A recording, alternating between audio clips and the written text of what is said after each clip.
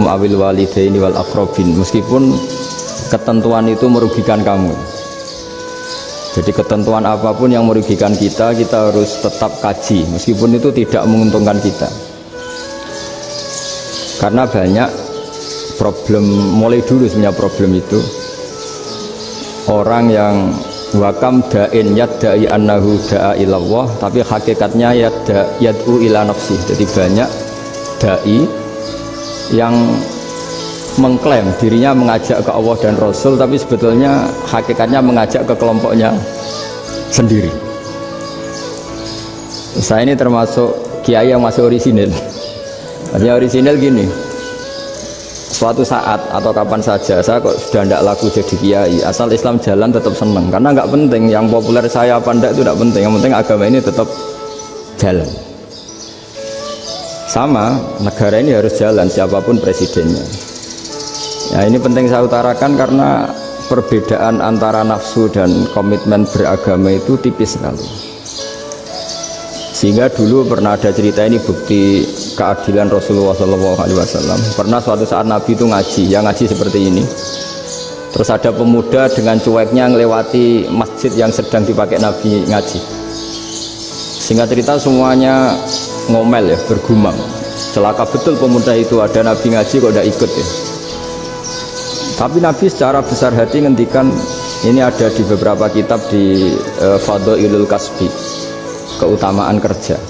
Kata Nabi, pemuda itu mau mencangkul di lahannya. Jika dia mencari nafkah untuk keluarganya, untuk kebaikannya, maka itu bagian dari ajaranku. Jadi Nabi berbesar hati bahwa kerja seperti itu bagian dari ajarannya. Jadi tidak harus datang ke majelis ngaji. Dan bisa saja yang sedang hadir itu ya orang yang dari istrinya minta belanja, dari ngaji terus benar dituntut belanja kan gitu. Mungkin anak-anak UMM yang kesini daripada tengok-tengok yang Malang bosen jalan-jalan ke Rembang gitu. Ya, jadi nggak mesti benar juga niatnya gitu. Jadi ya sama itu. Jadi kalau di dunia kiai yang masih orisinil itu, nafsu itu benar-benar dilatih. Maka masyhur dalam cerita ada orang perang sama Ali radhiyallahu anhu. Ketika perang ini sangat semangat, tapi ketika orang itu meludahi dan Sayyidina Ali ini tersinggung karena diludahi, Sayyidina Ali langsung angkat tangan, sudah perangnya nggak usah diteruskan karena saya marah sama kamu sekarang demi nafsu, karena kamu meludahi saya, padahal saya tadi motifnya demi Allah dan Rasul. Jadi sangat tipis bedanya kita emosi karena diri kita dan emosi karena Allah dan Rasul. Sehingga ketika diludahin ini terus beliau mikir, jangan-jangan perang saya karena saya diludahi. Nah, yang hilang dari peradaban modern adalah Allah itu tidak begitu hadir di hati kita. Saya sering cerita di mana-mana, teks hadis itu sebenarnya berbunyi gini, ini hadis sahih. Mangka na yu'minu billahi wal yawmil akhir fal yukrim jarohu. Ada yang fal yukrim jarohu doifahu, ada yang fal yakul khairan aul yasmut. Siapa yang iman dengan Allah dan Rasul maka harus memuliakan tetangganya, memuliakan tamunya. Dulu itu ada seorang ulama dipanggil anak muda, dibully terus sekarang. Wahai kiai, datang ke rumah saya. Datang kiai itu. Setelah sampai ke rumah orang itu, silakan kiai kembali ke rumahnya, saya tidak butuh kiai. Kiai itu dengan riang kembali. Setelah di rumah dipanggil lagi, Pak Yai silakan datang ke rumah saya. Datang lagi, ya senyum-senyum kiainya santai. Wah nggak jadi butuh Pak Yai, silahkan kembali lagi. Sampai 3 kali. Oh itu kalau rektor digitukan marah itu, dosen marah. Kiainya santai, santai senyum-senyum rileks. Ketika ditanya kenapa Pak Yai tidak tersinggung, jawabannya unik. Anak muda, saya ini senang sekali nuruti perintah Allah, disuruh menghormati tetangga, sehingga ketika Anda manggil ya saya datang, ketika Anda nyuruh pulang ya saya pulang. Saya senang sekali nyeneng kantongku, dan itu perintah Allah, jadi tidak ada hubungannya dengan kamu. Wah, pemudanya nangis minta dimaafin. Kalau kita kan enggak, kita ini dosen, kiai, mungkin kita doktor, mungkin kita profesor, tapi kita ini sering didikte oleh orang bodoh. Kalau orang bodoh itu jengkel, lo kita ya jengkel. Lo kamu jengkel, dijengkelkan orang bodoh itu namanya terdikte. Itu bodoh apa pinter?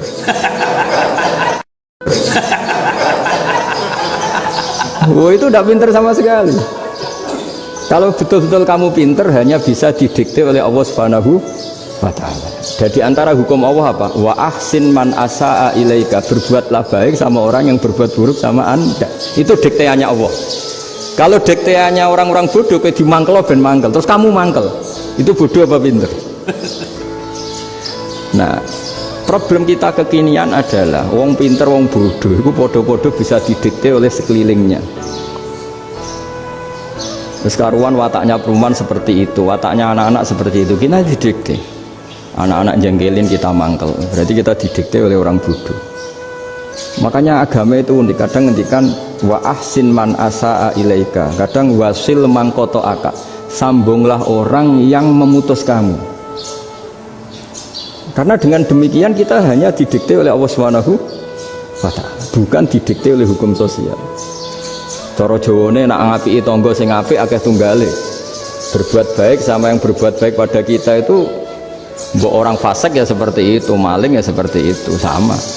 Tapi kalau berbuat baik sama orang yang berbuat jelek sama kamu itu baru luar biasa. Dan memang teksnya hadis wa ahsin man asa'a ilaika, berbuat baiklah sama orang berbuat buruk sama kamu. Jadi nggak boleh orang didikte. Makanya ngaji di sini diantaranya saya akan cerita dalam sebuah hadis sahih. Dalam hadis hasan yang diriwayatkan Imam Tirmidzi ada kalimat dari Rasulullah SAW, dawe Nabi, la takunu imma'atan taquluna in ahsanan nasu ahsanna wa in zalamu zalamna walakin watti'u anfusakum in ahsanan nasu an tuhsinu wa in asa'u alla tazlimu.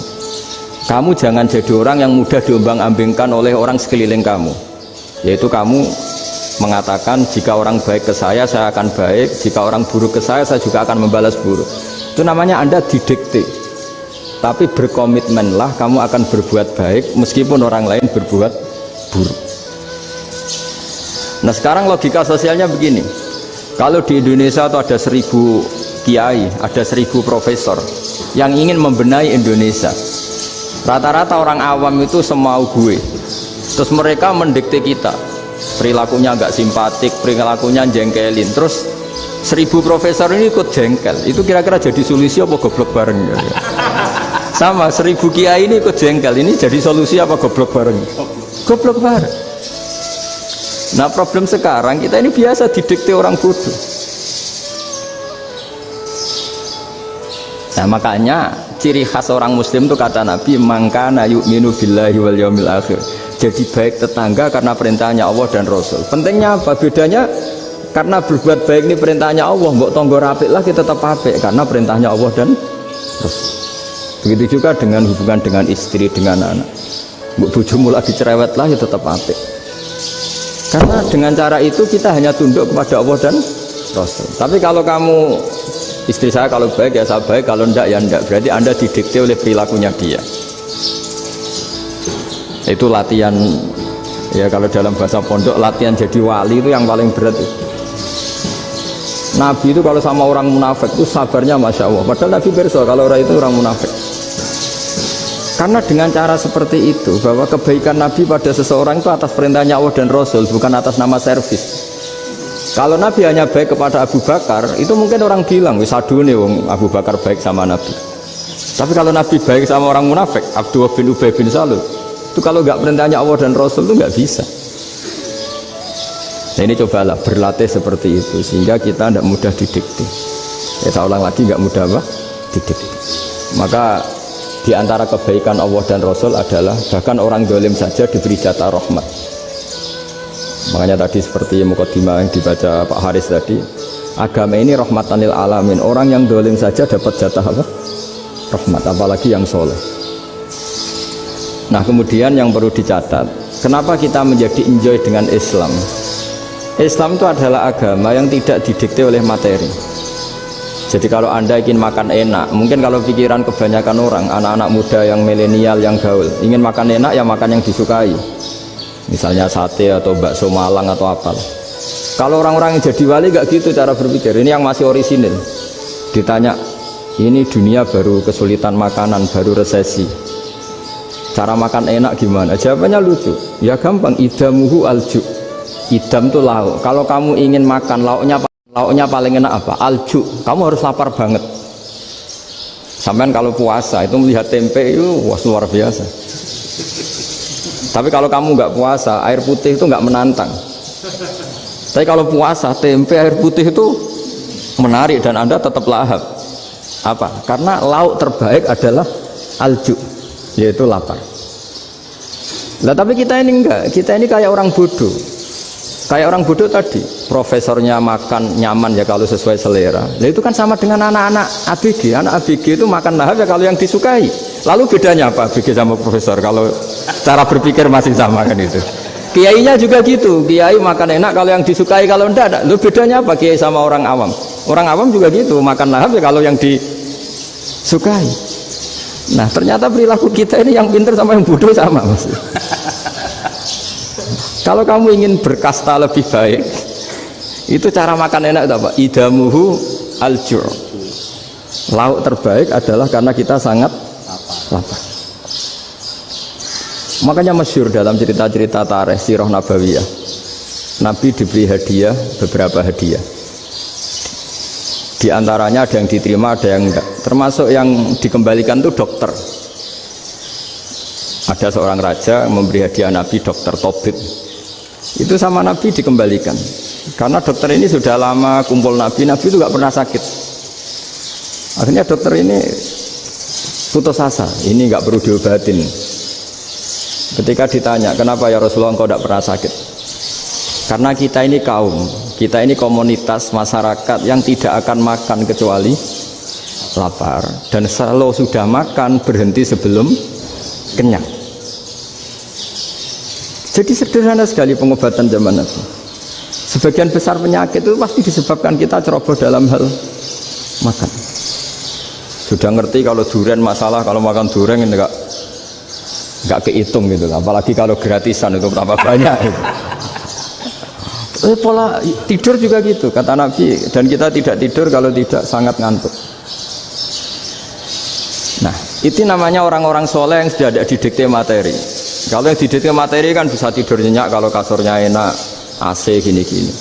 Sebenarnya enggak, tidur enak itu ya kalau sangat ngantuk. Mbok di gudang, mbok di bis, kalau sangat ngantuk ya semuanya ya enak. Sama, mbok lapar, mbok hanya tempe, tapi kalau sangat lapar itu ya enak. Nah, ini ilmu yang mulai hilang, ilmu-ilmu yang mulai hilang. Nah, cara ibadah juga gitu.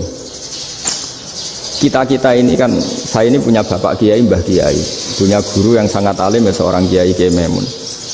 Itu dulu kita pengkaji ilmu itu tidak pernah tahu bedanya NU dan Muhammadiyah. Karena dulu Mbah Darwis itu, Kiai Dahlan itu dulu ngajinya bersama Mbah Hasyim ketika di Indonesia yang ngaji Mbah Soleh Darat. Mbah Soleh Darat itu dulu ngajinya sama buyut saya ke-6, namanya Mbah Soleh Asnawi di Kudus. Mbah Soleh Darat itu dulu alim-alimnya orang Jawa ya Mbah Soleh Darat, Soleh bin Umar. Tempatnya di Semarang, tapi beliau itu sebenarnya orang Jepara yang dekat Kudus. Setelah di Mekah, Mbah Hasyim ini mondoknya ya, mulazimnya ke Syekh Mahfud Termas, tapi sesekali ke Syekh Khotib Minangkabau. Nah, yang Mbah Ahmad Dahlan lebih sering ke Syekh Khotib Minangkabau, sesekali ke Mbah Mahfud. Singkat cerita, karena Syekh Khotib Minangkabau sudah modern ya, terlibat organisasi dunia. Pas itu beliau pengagum Muhammad Abduh, pengagum Rasid Ridho, sehingga bawaannya Mbah Dahlan itu lebih pergerakan karena beliau lebih ngidolakan Syekh Khotib. Nah, Syekh Khotib sendiri sebenarnya orang Minangkabau. Jadi beliau namanya Muhammad saja sebenarnya. Jadi menantunya orang Arab. Oh, itu dicibir mertuanya ini karena punya mantu orang Jawa, orang ndak Arab. Singkat cerita terus si mertuanya bilang gini, kamu jangan pernah bilang kalau orang Arab itu mansa kanal Arab, orang yang bertempat di Arab. Walakin man takallama bi arabiyyin fasihin, tapi orang bisa ngomong Arab secara fasih. Singkat cerita, kalau kamu tidak percaya, nanti suatu saat menantu saya kalau Jumatan, tidak usah kamu kasih tahu, langsung suruh jadi khotib. Nggak usah kamu kasih tahu, sarannya nggak usah kamu kasih tahu. Kalau sekarang kan enggak. Kalau dosen mau jadi khotib kan mengumpulkan materi dulu. Lucunya diantara materinya itu dari TV. Makanya jadi ribet kan khutbah sekarang. Kalau musim corona ya akan perang loh ya, dalam kondisi perang, bukan teroris. Perang itu artinya orang kafir yang ingin bunuh kita. Itu perang namanya apa? Perang. Dulu orang cerita syahid itu hanya pokoknya syahid itu hebat, pokoknya syahid itu hebat. Syahid di medan perang itu hebat, pokoknya syahid di medan perang hebat. Tapi ketika Syekh Nawawi memberi penjelasan ilmiah, jika kamu perang ingin cepat mati, ingin cepat syahid, artinya ini untuk pemenuhan diri kamu, karena kamu bayangkan langsung masuk surga. Kamu lupa bahwa dengan kamu dibunuh, kekuatan Islam berkurang. Akhirnya beliau memberi penjelasan, syahid itu bagus, itu sebagai takdir. Hanya takdir itu kita perang yang ingin menang, tapi takdirnya mati. Jangan dibalik, oleh perang rapati tenanan, benang mati namun lebu. Itu yang pertama, termasuk ulama yang pertama memberi penjelasan itu Syekh Nawawi. Akhirnya melahirkan kekaguman yang luar biasa dengan tafsir Munirnya itu. Terus beliau itu orang yang rileks kalau menjelaskan ilmu. Ini ya juga guru-gurunya Mbah Hasim, Mbah Guru sama Mbah Hasim sama Mbah Ahmad Dahlan Syekh Nawawi itu. Jadi dulu yang alim di Arab itu ada Syekh Nawawi, ada Syekh Khotib Minangkabau, ada Syekh Bakir Jogja, ada Syekh Mahfud Termas. Itu orang Indonesia banyak sekali yang alim. Bahkan diantaranya yang dikagumi Al-Azhar itu juga orang Indonesia, nama Syekh Abdul Manan, itu mbahnya Syekh Mahfud Termas itu pertama ada duta besar Indonesia di Mesir, itu termasuk Mbak Abdul Manan tadi, itu juga orang Indonesia. Jadi pemahaman ulama Indonesia itu khas, termasuk ketika memaknai apa? Syahid. Ketika memaknai apa? Syahid. Itu unik. Ketika Syekh Nawawi diuji dulu itu yang namanya ulama diuji dulu oleh 100 ulama. Jadi dulu ya ada kompetisi. Imam Bukhari diakui jadi ahli hadis itu diuji oleh mi'atu muhaddisin, 100 orang ahli hadis, sanad dibolak-balik, matanya dibolak-balik, tapi beliau tetap bisa mengembalikan proporsi sanad itu. Syekh Nawawi pernah diuji gini, ayul afdol al ulama awe salatin, keren mana ulama sama raja atau sama orang-orang kaya sama penguasa? Ya keren ulama. Terus dibully sama orang. Tapi setahu saya banyak ulama yang antri di rumahnya raja, tapi saya tidak tahu melihat raja antri di rumahnya ulama. Ya kan kebanyakan kan mungkin ustadz atau kiai yang antri ngajukan proposal kan enggak. Nah, kalau raja kan enggak pati itu, malah enggak usah antri, kiainya sudah nyambut sebelum datang. Jawabannya lucu Syekh Nawawi itu, dan yang tanya itu langsung diem. Ya karena ulama itu tahu fungsinya uang, sehingga cara nyari sampai seperti itu. Sementara raja-raja itu tidak tahu fungsinya ilmu, makanya tidak pernah sowan ulama. Sehingga jadi ya dianggap enteng saja. Ulama kan tahu fungsinya uang, tahu untuk pondok, tahu masjid. Sementara raja tidak tahu fungsinya ilmu. Jadi itu khas Jawa ya. Khas Jawa, khas Indonesia. Apa-apa yang menurut orang banyak dengan tanda kutip itu buruk atau baik, itu orang Jawa menafsirkan tuh gampang saja. Sehingga semenjak itu Jawa itu dipandang betul. Saya punya kitab namanya Qadhayal Haji wal Umrah. Itu terbitan Hayatul Ulya Arab Saudi, milik Wahabi. Itu diantara fatwa yang dipakai untuk solusi muskilatul haji, problem-problem haji kekinian. Itu fatwanya syekh-syekh yang dari Indonesia. Termasuk Syekh Khotib Minangkabau, Syekh Nawawi Banten, Syekh Bakir Nur Jogja. Misalnya begini, dalam fatwa-fatwa yang menyulitkan kita ya, sampai sekarang jadi perdebatan. Ketika sofa dan marwah itu dengan batas tertentu, saya ulang lagi dengan batas tertentu, mau tidak mau atas nama kebutuhan, itu kan butuh perluasan. Karena kalau naik turun itu mudah disepakati ulama. Jadi misalnya gini ya, saya punya tanah seluas ini. Pasti orang akan mengatakan sampai bawah ya tanah saya, sampai atas tanah saya. Itu mujma' alaih, itu disepakati. Sehingga Nabi ngendikan al-Ka'bah min tuhumil ardi ilas sama Ka'batun. Ka'bah sampai ujung bumi sampai ke aras semuanya. Sehingga ada perdebatan ulama ketika Masjid Haram di tingkat, kemudian yang di atas sholat. Tetap dia menghadap Ka'bah. Tidak harus diluk melihat di bawah enggak. Karena Ka'bah sampai langit. Sama tanah Anda kamu tingkat sampai 10 enggak ada tetangga protes. Karena bawah sampai atas tanah Anda. Tapi kalau diperluas, tanah Anda kamu luaskan setengah meter saja atau 3 cm saja, iso geger saja atau 3 cm saja, iso geger mbek tonggo. Karena di mana-mana batas itu ya tadi, kalau atas bawah miliknya, kalau samping enggak. Pertanyaannya, perluasan Mina itu ke samping, perluasannya Matof yang Mas'ah itu juga ke samping. Geger kan ulama dunia. Bagaimana hukumnya Mina Jadid, Mina yang diperbarui atau Mina yang diperluas? Itu diantara rujukan baik yang membolehkan maupun yang menentang. Itu ya Syekh Indonesia. Itu orisinal tuh. Saya punya kitab orisinal terbitan Hayatul Ulya, kira-kira ya kemenaknya Arab Saudi kalau di Indonesia itu. Itu yang dirujuk Dawei Syekh Nawawi, Dawei Syekh Khotib Minangkabau. Karena apa? Ada logika khas Jawa. Misalnya begini. Meskipun saya tidak perlu fatwa Mina Jadid sah apa enggak, memang jadi perkhilafan ulama.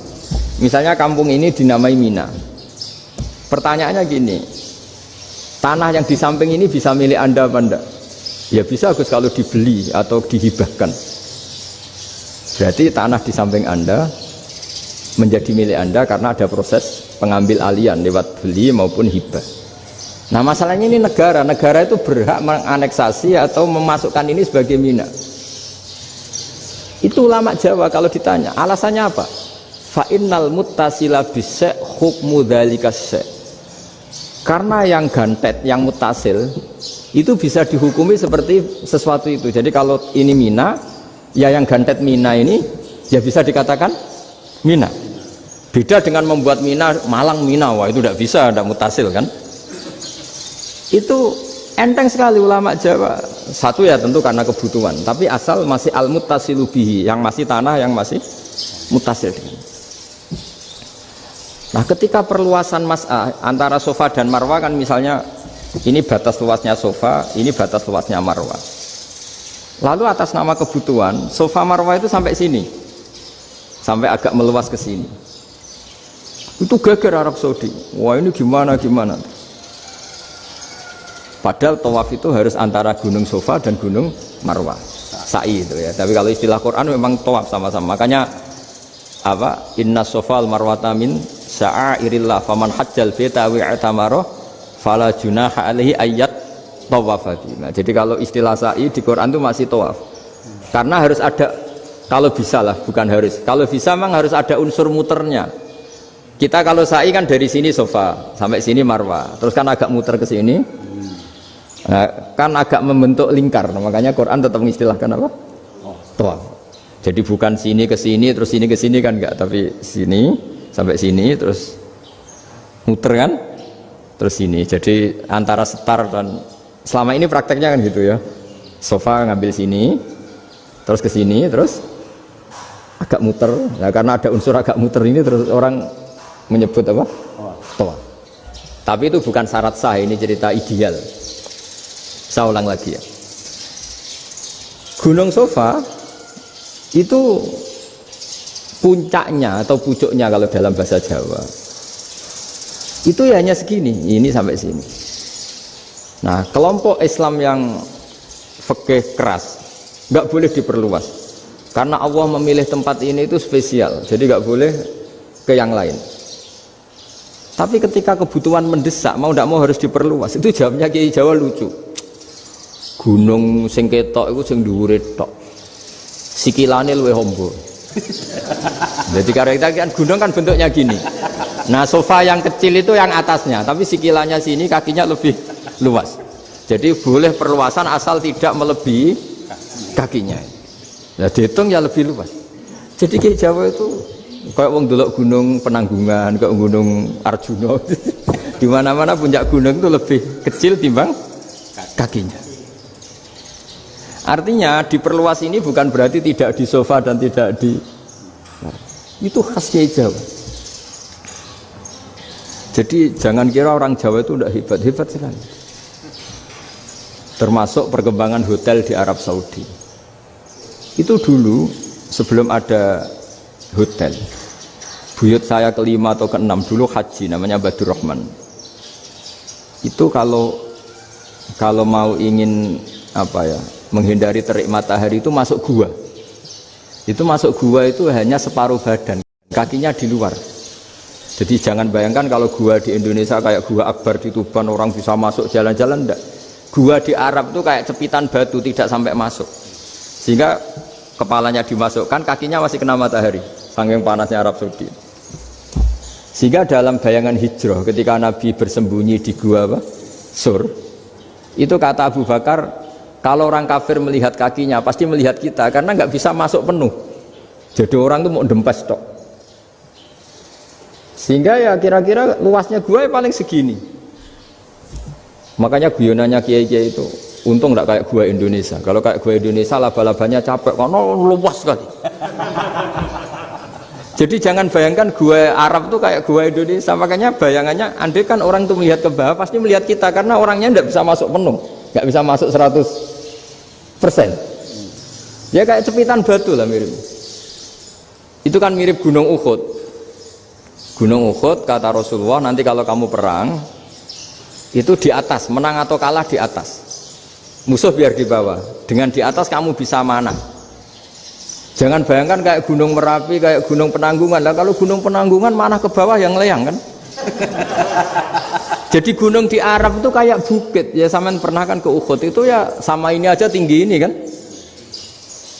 Nah ini yang mulai ada mis, makanya nerjemah itu susah di Indonesia. Karena jabal itu udah harus tinggi. Kalau tinggi nggak bisa manah dari atas ke bawah kan nggak ngefek kan. Sampai kalau ke Uhud gunungnya kan pendek sekali sehingga yang manah dari atas ke bawah ya kalau kena musuh ya celaka karena memang dekat. Ya kalau gunung Indonesia manah dari atas ke bawah yang leyang nggak ngefek. Nah itu susahnya nerjemah bahasa Arab ke kita. Jadi apa ya, transkrip itu gak gampang karena ada pengertian yang beda. Kita kalau bilang gunung itu tinggi sekali sampai banyak mahasiswa tersesat ya saking tingginya. Kalau orang naik Uhud gak akan tersesat, wong ketok dari bawah itu. Nah ini pentingnya ngaji ya. Jadi akhirnya ulama-ulama Indonesia itu dipakai rujukan. Jadi mulai Mbah Hasyim, Mbah Ahmad Dahlan sampai era buyut-buyut itu masih orang alim. Lama-lama yang di Indonesia ini orang-orang yang bodoh. Sehingga orang Jawa kalau ke sana dibully, ya Jawa tak kuluh kaya. Orang Jawa itu penggaweannya itu mangan ulo, makan ular. Karena belut itu kalau di kamus itu persis ular. Dulu itu kan kamus tidak full color. Gara-gara gak full color, gambar belut sama ular itu sama. Belut itu belut sama ular kalau nggak full color gambarnya sama apa enggak? Sama. Terus orang Jawa itu kan masih banyak yang makan bajing itu apa? Ketupai itu. Bajing kalau digambar tidak full color sama dengan tikus. Gambar yang tidak warna. Hitam putih. Sehingga kita ini dibully pemakan tikus dan pemakan ular. Karena belut itu persis ular kalau digambar yang tidak full color. Sampai datang Syekhona Khalil, datang ulama ngarang kitab ya judulnya Al-Belut karena nggak terima bangsanya dinyek makan apa? Ular. Terus dikarang wal belut hayawanun bakhriyun, terus ya isu fi kadza wa kadza, itu beda dengan al-hayyah, itu diterangkan mulai bisa nerima. Terus sistem hotel juga gitu. Sampai tanyakan dalam sejarah dulu orang Sedayu ada namanya Syekh Mukhtar. Syekh Mukhtar bukan bikin rumah besar yang siapapun orang Indonesia haji itu nempat di sana. Nah itu yang menginspirasi akhirnya ada hotel. Dulu Syekh Mukhtar hanya menyediakan untuk hujat-hujat Indonesia. Lama-lama jadi hotel. Nggak mau saya mau cerita. Kata Mbah Mun sering cerita. Kenapa wa ma arsalnaka illa rahmatal lil alamin, kata Mbah Mun, Allah itu pasti bikin ulama yang tidak produk Arab itu pasti ada. Kalau orang Arab jadi ulama wajar, bahasanya Arab, domisilinya di Arab. Tapi Allah akan selalu bikin ulama yang tidak bangsa Arab. Imam Ghazali itu Tus itu Persia. Imam Bukhari itu kira-kira kalau sekarang ikut Uzbek. Ya, Imam Bukhari itu kalau negara sekarang ikut mana? Uzbek. Kenapa demikian kata Mbah Mun? Karena Allah sudah ngendikan wa ma arsalnaka illa kafatan linnas. Manusia semua ini kena khitabnya Islam. kalau tidak ada ulama yang dari berbagai negara, kesannya Islam itu hanya milik orang Arab Saudi. Makanya Allah selalu bikin ulama-ulama yang bahkan tidak Arab, termasuk Imamul Muhaddisin, yaitu Imam Bukhari, itu orang Uzbek, orang Rusia lah kalau sekarang, ikut Uni Soviet dulu. Imam Ghazali itu orang Persia, Syekh Nawawi itu orang Banten. Karena Allah ingin memaklumatkan bahwa Islam ini untuk semua, sehingga orang yang tidak Arab pun bisa belajar Islam, yang alimnya itu nggak kalah sama orang apa? Arab. Makanya ini PR ya, kalau Gus Dah Ploso nanti ngendikan suatu saat orang belajar Islam itu bahkan orang Arab pun bisa belajar ke Indonesia. Kalau orang Indonesia bisa alim betul kayak dulu. Sekarang banyak liga antar ulama, itu orang Indonesia pasti masuk. Ulama-ulama top dunia itu pasti orang Indonesia banyak yang masuk. Karena tadi ketika orang Indonesia baca kitab, itu orang Arab itu kagum, kok bisa tidak bahasanya baca secara benar. Bukan sekedar bisa baca secara benar. Karena memang dilatih sedemikian rupa di pondok-pondok. Makanya kita semua lah yang alim di Indonesia itu kemana-mana ya pasti alim. Dulu putra Mbah Mun namanya Gus Yofur itu tahun pertama ya sudah the best di tahun pertama. Kalau tahun pertama the bestnya ilmunya bawaan dari sarang, dari keluarganya. Gus Najib mondok di Said Muhammad tahun pertama sudah dipuji sebagai yang teralim karena ya sanggup. Kalau dipujinya tahun ketiga, tahun keempat kan mungkin dapat dari sana. Ini tahun pertama. Saya ulang lagi tahun pertama. Karena pengajaran di Indonesia itu luar biasa di pondok-pondok ini. Makanya kalau dalam anekdot pondok itu cerita-cerita lucu itu. Ada orang Jakarta ngaji, setelah di kelas itu pelengahan terus. Melihat jendela, lihat pintu terus. Lama-lama gurunya marah. Kamu diajarin kok enggak punya sopan. Melihat pintu terus enggak memperhatikan guru ya. Anak Betawinya jawabnya lucu. Habis Pak Guru bohong ya. Kenapa ya? Kamu Pak Guru bilang Ja'a Zaidun, Zaid datang. Tak lihat nggak ada yang datang. Setelah itu contoh nasab kan ro'a itu Zaidan. Saya melihat Zaid, saya nggak melihat Zaid. Terus contoh ketiga yang jar kan maror tuh Zaidin. Saya berjalan ketemu Zaid. Pak Guru diam di situ nggak jalan-jalan. Jadi saking detailnya Indonesia dia diajari. Kalau rofa Ja'a Zaidun, kalau nasab ro'a itu Zaidan, kalau jar maror tuh Zaidin. Nah si murid Betawi ini karena pertama sekolah ngiranya gurunya itu cerita Zaid datang, makanya dia ngelihat pintu terus, mana katanya datang kok enggak datang-datang. Nah dengan latihan seperti itu kemungkinan orang Indonesia salah itu kecil karena memang dilatih betul. Saya ulang lagi karena memang dilatih betul. Sehingga ketika orang Indonesia ini yang cerita seorang wartawan. Ini kisah nyata, kali ini tidak anekdot, kisah nyata. Ada wartawan internasional ngeliput Ramlah itu di Gaza, di Palestina. Wartawan Indonesia ini hanya bisa bahasa Inggris. Dijak ngomong bahasa Arab, terus dia bilang saya tidak bisa. Saya tidak bisa, saya bisanya ngomong Inggris. Tapi apa yang terjadi setelah sholat, si Indonesia ini jadi imam pakai sholat jariah lagi. Baca bismillah benar, bismillahi jar karena mudhof ilaih. Terus ketika iktidal ya benar, Rabbana lakal hamdu mil'us samawati wa mil ardi benar. Ketika tahiyat ya benar, at-tahiyatul mubarakatuh sholawat. Sama orang Arab ini diambungi. Orang Arab kalau senang orang itu dicium. Kamu tawaduk, sebenarnya kamu itu ahli bahasa Arab. Karena orang Indonesia sekali sholat itu nggak ada yang salah. Meskipun benarnya karena hafalan, tapi bagi yang ahli nahwu itu hebat.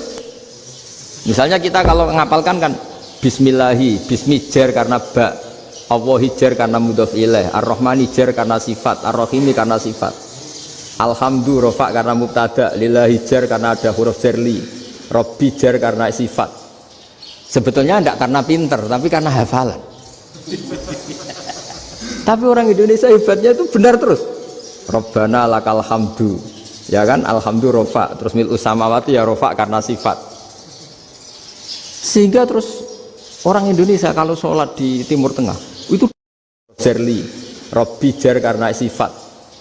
Sebetulnya tidak karena pinter, tapi karena hafalan. Tapi orang Indonesia hebatnya itu benar terus. Robbana lakal hamdu, ya kan, alhamdu rofa, terus mil'u samawati ya rofa karena sifat. Sehingga terus orang Indonesia kalau sholat di Timur Tengah itu dipuji karena makhrajnya ya benar, rofa nasabnya juga benar. Nah itu di negara lain tidak ada nggak Indonesia. Orang Cina itu sering bikin marah orang-orang Arab karena kalau dongo itu nggak fasih kayak orang Indonesia. Orang Indonesia kalau dongo ya Allahumma Allahumma tohir tohir qalbi qalbi. Orang Cina ini yang jadi guyon di Arab, Allahumma Allahumma tahir tahir kalbi kalbi gitu. Itu kan bedanya jauh. Itu orang Arab pertama membiarin, lama-lama kalbun kalbun entak gitu, maksudnya asu asumu gitu. Karena dia bilangnya qaf itu kaf. Jadi kalau Allahumma do Allah tohir, kula aturi nyucekno panjenengan kalbi ing asu ingsun kan. Tapi kalau qalbi itu ati ingsun, tapi kalau kalbi anjing ingsun. Bedanya qaf sama kaf. Karena orang-orang aja kalbun entak, asu asumu, maksudnya kan. Tapi padahal orang Cina itu paling dilihat teksnya ya pakai qaf. Orang Indonesia enggak, mulai kecil dilatih sak fase-fase. Sampai ya sulit betul latihan Fatihah itu. Kalau di Kudus malah sampai 3 bulan Fatihah. Sampai at-tahiyyatu, kurang lagi, kurang bersih. At-tahiyyat sampai gitu. Sampai ada cerita itu orang dipanggil maftuhin itu enggak melengak, harus maftuhin. Baru melengak. Tapi barokahnya itu orang Indonesia kalau dongo memang benar-benar Allahumma tohir qalbi, ya Allah sucikan hati kami, bukan tahir kalbi. Karena sekali jadi kaf itu maknanya anjing saya, ya Allah sucikan anjing. Jadi ini orang Indonesia. Jadi kata Mbah Mun, dawe Mbah Mun, illaka fatal linnas, bahwa agama ini milik semuanya. Itu diantara bukti Allah menghendaki atau mendesain Islam seperti ini, orang yang belajar di Indonesia itu pengetahuannya Islam, pengetahuannya tentang Islam itu tidak kalah sama yang belajar di Al-Azhar, sama yang belajar di Arab Saudi. Makanya ini PR-nya UMM, PR-nya IAIN, PR-nya UIN. Bisa enggak sealim mereka dalam bahasa Arab? Nah, bahasa Arabnya man anta, ana zaidun. Jangan sampai, karena kita di sana ini kadang dibully. Orang Arab tuh kalau bully kita, sampai tak kasih cerita. Itu ngawurnya Masya Allah. Kata dia, ada anak orang Indonesia haji. Si anaknya orang Indonesia yang dijotos sama anaknya orang Arab. Dijotos, dipukul. Singkat cerita terus si orang Indonesia nggak terima, anaknya yang orang Arab dipukul. Yang balas bapaknya. Orang Arab tanya, lima ada dorobta ibni, kenapa kamu mukul anak saya? Itu orang Indonesia bahasa, wah aku biasa. Jadi hanya bilang gitu. Artinya anak saya dihada ya maka tak ada. Bahasa Arabnya gitu. Anak saya dipukul maka saya balas mukul. Itu orang Arab mantuk-mantuk oh gitu. Paham? Suatu saat ada orang Indonesia itu sama orang Arab itu dilus-lus itu ya digini-giniin. Karena dia latihan bahasa Indonesia, latihan bahasa Arabnya itu masih mufrodat. Jadi kalau ngartikan yadun itu tangan, saro itu jalan. Jadi kalau jalan ya saro-saro. Roksun itu kepala, ana itu ingsun. Jadi karena dia nggak ngerti penggunaannya, itu bahasa Arabnya itu yadun anta. Jadi bukan yaduka tapi yadun anta. Berarti tangan kamu. Saro-saro itu jalan-jalan. Ala roksi ana yang atasnya sirah ingsun. Jadi mestinya yang benar kan yaduka saro ala roksi atau gitu. Tapi enggak dipotong-potong. Yadun tangan kan, anta kamu. Berarti tangan kamu. Saro-saro jalan-jalan. Roksun itu sirah, ana ingsun. Jadi di atas kepala saya. Orang Arab tertawa-tawa. Tapi paham. Kalau maksudnya seperti itu. Jadi kita ini dibully di Arab itu Masya Allah. Jadi